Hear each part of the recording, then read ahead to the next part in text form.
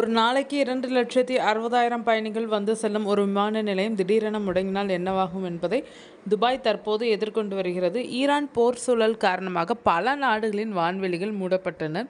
இதில் துபாய் சர்வதேச விமான நிலையம் மற்றும் அல் மக்தூம் சர்வதேச விமான நிலையம் ஆகிய இரண்டும் மூடப்பட்டனர்.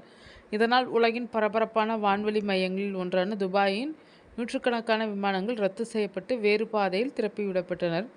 கடந்த 2023இல் 8.7 கோடி பயணிகள், 2025 முதல் காலாண்டில் 2.34 கோடி பயணிகள் என சராசரியாக ஒரு நாளைக்கு 2.60 லட்சம் முதல் 2.70 லட்சம் பயணிகள் துபாய்க்கு வந்து செல்கின்றனர். ஜனவரி 3, 2026 அன்று ஒரே நாளில் 3.24 லட்சம் பயணிகளை கையாண்டு துபாய் சாதனை படைத்தது. வான்வெளி மூடலால் விமான நிலைய கட்டணங்கள், வரி இல்லாத விற்பனை மற்றும் இதர வருவாய்கள் அனைத்தும் சரிவடையும் அபாயம் உள்ளது. எமிரேட்ஸ் நிறுவனம் 2025-26 முதல் பாதியில் 65.6 பில்லியன் AED வருவாயை ஈட்டியுள்ளது. இது ஒரு நாளைக்கு சுமார் $100 மில்லியன் வருவாயாகும்.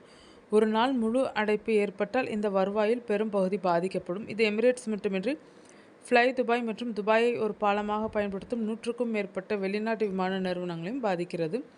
ஆண்டுக்கு சுமார் 10 கோடி பயணிகளை கையாளும் உலகின் பரபரப்பான சர்வதேச விமான நிலையம் ஒரே மையத்தின் மூலம் 100க்கும் மேற்பட்ட நாடுகளின் 260க்கும் மேற்பட்ட நகரங்களை இணைக்கிறது. ஐரோப்பா, ஆசியா மற்றும் ஆப்பிரிக்காவிற்கு இடையில் சரியாக அமைந்துள்ளதால் நீண்ட தூர பயணங்களுக்கு இது சிறந்த இடமாகும்.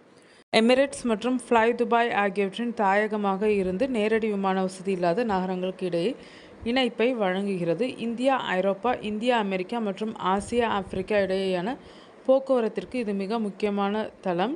தாக்குதல்கள் தொடங்கியதில் இருந்து துபாயின் முக்கிய பங்கு சந்தை குறியீடு 1 முதல் 2% வரை சரிவை கண்டுள்ளது. இதனால் சுமார் 4 முதல் 5 பில்லியன் முதலீட்டாளர்களின் பணம் நஷ்டமாகியுள்ளது.